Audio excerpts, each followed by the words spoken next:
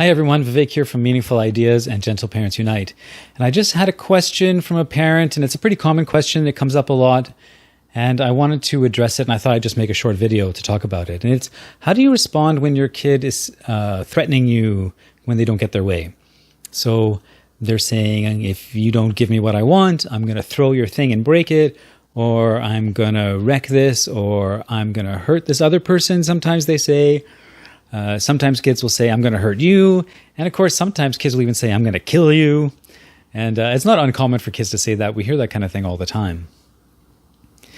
And you know, there's a lot of ways of dealing with that kind of thing. A lot of people will talk about setting boundaries, of course. A lot of people will say you can have your feelings, but you can't talk that way, or you can't threaten it. Or they'll redirect. Let's find something more productive. And, I think there's ways of doing those kind of things that are okay, but they don't really help the kid feel seen and make sense of what they're going through. And so I think what I like to do is something that's a little bit more connecting and obviously a little more out of the box in how to respond. I don't like to say, I don't like to say, oh, you don't really want to hurt me, because that's what other people might say. But I also don't like to ignore the threat either, because there's a reason that they're turning to that kind of language. There's a reason they're turning to that kind of thought pattern. And I don't want to ignore it. Right? But I also don't want to cast wrongness on it, because if you watch my videos and if you read my articles, I'm like all against wrongness. That's why I'm against boundaries, and I'm against like coercive boundaries, and I'm against consequences, and I'm against all the power and authority things. Is because it's because of that, right? I don't want that coercion. I don't want that unfairness. I don't want that restriction on autonomy. And I don't want the wrongness, especially the wrongness is one of the big ones. And so with the wrongness, if I want to take out the wrongness, how can I, and I still want to address the thing, how can I do it? So what I do is I actually come from a perspective of acceptance and curiosity. I don't want to have the judgment around it. Because even if we don't address the threat, we're judging it in a way, right? Because we're judging it as dangerous and bad and violent and problematic. So I'm not going to address it because I don't want to give attention to it. So the judgment is still there, right? And so what I like to do is I like to engage with it directly. So if my kid says to me, if you don't give me the thing, I'm going to kill you, for example, and now, first of all, it's important to understand that young people's idea of what kill means isn't quite the same as ours, right? We have more of a context for it. But still, they know it's something bad, and they know it's violent, and they know that we're going to be upset hearing it. They know that. So I might say, so like traditional empathy would be like I hear that you're very angry right now because you're unable to do the thing, or you're unable to get the thing, or we weren't able to get to the thing, or whatever it is, right? But then the whole kill you thing is kind of left hanging out there. And so what I like to do is I like to say, oh, kill me. Yeah, I can see that. I can see why you'd want to do that. For sure. I feel that way too sometimes. Yeah. Yeah, for sure. That's an intense thing. There's intense feelings there. Whoa, yeah. I hear you, right? It's a little different. I'm going into it with them, right? Or like, I'm going to break your thing, like threatening to break something like that. Then I go, oh, you mean if we can't do the thing because you're so upset, you'd want to break that thing? Because and this is great. It's like I can see why you're expressing your feelings so powerfully, because I love that thing. And it would probably upset me if it broke. Now, I'm not saying it with any judgment. I'm not going, it would upset me if it broke, right? So that the guilt is there. But I'm just like, oh, it would upset me if it broke. And then we'd both be upset, right? Because you're upset right now, and you'd be causing me upset too. And that might make you feel better. That's what you might be thinking, that it might make me feel better to do that. And or it might maybe because I'd be afraid of you breaking it, and then I do the thing that you're asking, right? I can totally understand why you'd ask me that. It makes sense, And I love my cup. I hope you don't break it, but I also understand why you'd want to. I really do. And if it's something that you can't do, like let's say you're signing them up for swimming lessons, and they're very excited, and you call the Department of Recreation. I mean, just taking something that's not like major parenting error or something, right? And you call, and you even get up at 7:00 and I've done this, right? This is what life with young kids is like sometimes. You get up at 7:00 to register for swimming, and by the time you get through the line, all the classes are full. You know, with the Parks and Rec or something like that for the free classes, they get full quick. My daughter and I used to take father and daughter karate when she was like 6 or 7 years old, because I've always brought her up as a martial artist. Anyway, so they do something like that. So then when they say, I'm going to kill you, or I'm going to break your thing if you don't get me the swimming lessons, you literally can't. Because they're full. You're not refusing it of them.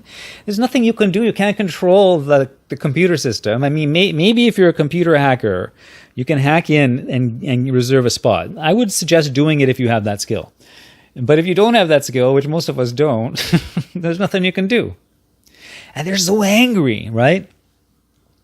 So first of all, because you know in your bones, because you work really hard to say yes all the time, whenever you can, because you know in your bones that you can't do this thing, and that it's not your fault, really. And even if it is, like maybe you called too late or something, but still, you forgive yourself, you did your best.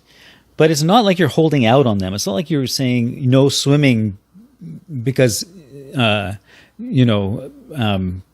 you don't do your homework on time or something like that. It's not a thing that you're doing to them, right? Or you took swimming lessons last year and you didn't go after one lesson. I'm not wasting money on you this year, or something. If it's not one of those kind of things at all, right? That stuff is a different video. But this is this, right, where the kid is really upset. So first of all, we can take that moment to self-reflect, just a moment before we respond. To turn on our self-observation lens, where I can see myself, I can see my thoughts, I can feel my inner child feeling attacked, I can feel myself feeling underappreciated, and I know all those things are valid and real, but I'm not going to project them onto my kids, so I can be centered and I can see them in their struggle, right? So first, that inner work, and that takes time to develop that capacity. That's one of the things that we do in the membership group that Sujai and I host. We work on that kind of stuff so our reactions shift as time goes on. And then when they say that kind of thing, we're more connected to them when we say that. Yeah, you want to break the thing, I totally understand. And then, after you say I totally understand, and it's totally natural that you'd be upset and that you'd want to break it because you know the reaction it would have in me, and even playing that out to explain what's happening, because they may not have the word, they have the visceral feeling, I want to break it so you'll do it. But they may not understand the process of what's happening. So I explain it to them. But if I explain it to them with the wrongness, they're just going to tune me out. They're going to roll their eyes. They're going to scream at me. But when I do it as if I really get why they're doing it, why they would feel that way, and I really celebrate the human experience of feeling that way, honoring yourself so much, your desire so much that you feel this intensity come up in your body, and it's a rage of, I love myself. That's what it kind of is. I love myself and I want my needs met, right? And I celebrate that with my kids. I'm not celebrating the actual word kill you, but I'm celebrating what comes from it. So I don't have to avoid the kill idea, because it's a visceral thing they're experiencing at that moment. I can join with them in it. And so then I can say, yeah, I can totally understand. And then you can say, and you know what? I totally dig that you want to take those swimming lessons. And I am so sad also that you can't. It really upsets me, because I was looking forward to it as much as you were. Honestly, like, I'm speaking honestly to this kid. I have to feel that honestly, And again, even if maybe I'm secretly happy they're not going to the swimming lessons, so I don't have to drive every Wednesday. But still, in that moment, my practice is, and I'm wording it this way because it's a practice. It's not just, what if I don't agree, Vivek? No, it's a practice. It's a practice of a way of getting them to feel seen and understood, so that and not judged into the wrongness, so that they can trust us and trust our guidance and lean on us and learn the context of the stuff. So, of the context of their actions and their thoughts and their decisions. So that's why I like to join in with them around that kind of stuff. And then I can say, you know what? Maybe I can call every day and see if there's an opening. Maybe there's a waiting list. So then you can, like, after you do the emotional work and the joining with them, you can say, maybe we can do something like that. Maybe maybe there's an opening. Maybe I could put a post up. I don't know, whatever the situation is. Maybe we can put posters up. Maybe we can do it tomorrow. Maybe we can find a different way of doing it. Maybe we can. What about this idea? What do you think we can do? So then what you're doing is you're drawing on creativity. You're drawing on brainstorming. You're drawing on co-problem solving. And you're all invested in how can we get this need met in a different way, right? So this is how I would respond to the kill stuff. Because what happens is, I keep calling it the kill stuff. It's kind of funny to call it that. Or the break stuff, the threatening stuff, right? Because the threat has power as long as we're operating in the same mindset as the threat was made, right? So the threat is like here, and ignoring the threat is still here. Empathizing without mentioning the threat is here. Telling them not to do the threat for whatever reason and in whatever way is here. But what I want to do is I want to broaden my perspective so I'm here and I see all of that stuff in the context and I can see a little bit more, right? This is what the self-observation practice is all about, that we observe ourselves. And then I can engage in in helping them learn about the context of what these threats actually mean.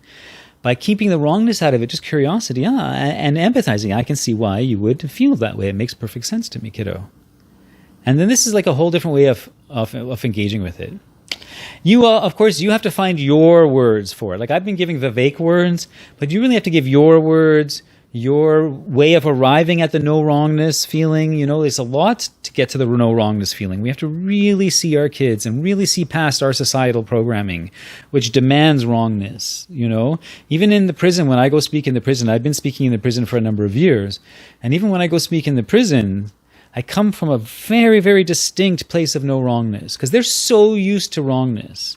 All the speakers and everybody that come in and most of the clinicians, like most of the people they experience are wrongness. I go in there with no wrongness, and it's such a different thing. It's actually my mom does a weekly workshop with in prisons, and I go and I go in and I talk to them as well, and I assist her. But it's really her thing, and she's like the queen of no wrongness. She just bathes them in no wrongness, surrounds them with no wrongness, and they just fall in love with her.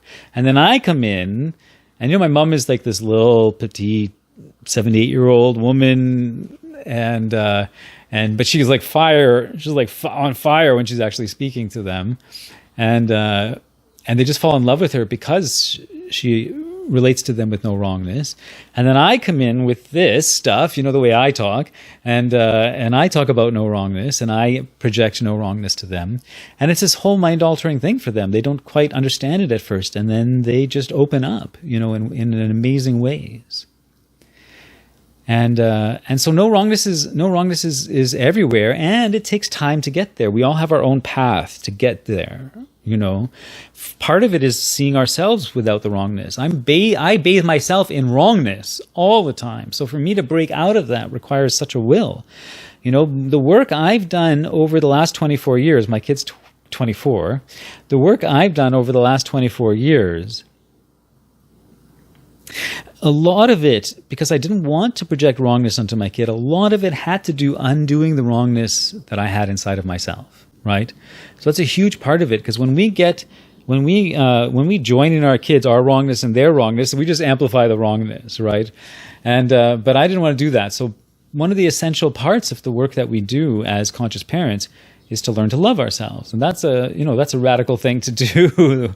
Is to really love yourself as you are and continuously striving for more. Anyway, so that's all I wanted to say about that. Actually, there was a lot more than what I had intended to say. But the whole context of it is important, and the stuff, because an answer to a parenting question is it's those different overlapping spheres again. Like you have just the isolated issue, just the one issue, right? But then you have what contributes to the issue. Then you have the context and the psychological and the relational and the environmental, and then the societal, structural, political, and historical.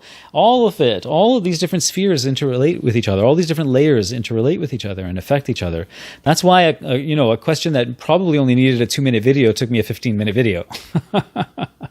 Anyway, I hope this helps you somewhat. And I appreciate you very much. I appreciate the work that y'all are doing to fight against the old patterns of the past and parent in a new way. If you would like to hear more of my videos and stuff, please follow me on Facebook. I do most of my writing on Facebook and Meaningful Ideas. I also go live quite often on Meaningful Ideas, and you can go back and watch all my old lives. There's so much good information, inspirational stuff in there. My YouTube channel is also Meaningful Ideas. I'd love you to join me over there. Or here, if you're watching this on YouTube, then go to Facebook, and also on Instagram at Meaningful Ideas. And my blog is meaningfulideas.com. Although I haven't really written anything since 2015, but there's like 400 articles on there, and there's really good stuff. And if you'd like to work with me more personally, in my membership site that I host with my good friend and colleague Sujai Johnston. And you can do weekly calls with me and weekly meditations and things like that. It's really worthwhile. And actually, that's where I'm posting the video for one of this video. I made this video for one of the people in the group. So I often give answers like this for people. And you can join me at gentleparentsunite.com/membership. That's gentleparentsunite.com/membership. And that's it, everyone. Thank you very much. I wish you all the best. Peace.